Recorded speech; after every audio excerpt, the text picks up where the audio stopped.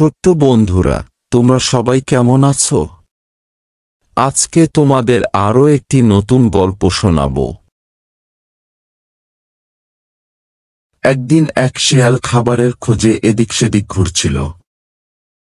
হাঁটতে হাঁটতে সে অনেক দূরে চলে এলো, কিন্তু কোথাও কোনো খাবার পেল না। অনেকক্ষণ হেঁটে সে খুব ক্লান্ত হয়ে গেল।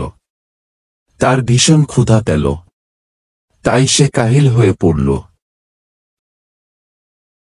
হঠাৎ শেয়ালের নাকে আঙুরের ঘ্রাণ এলো। আহ, নিশ্চয়ই আশেপাশে মিষ্টি আঙুরের ক্ষেত আছে।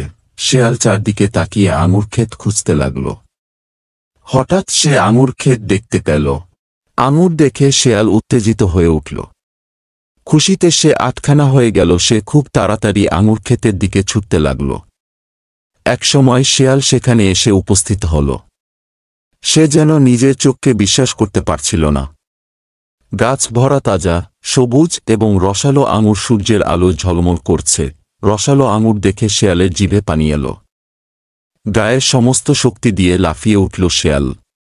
এভাবে সে বারবার লাফিয়ে চেষ্টা করল, কিন্তু তবুও সে আঙুর ধরতে পারল না।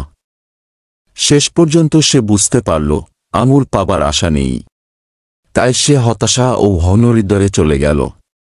সে বিড়বিড় করে নিজেকে সান্ত্বনা দিল, আঙ্গুরগুলো টক, তাই খেতে ইচ্ছে করে না।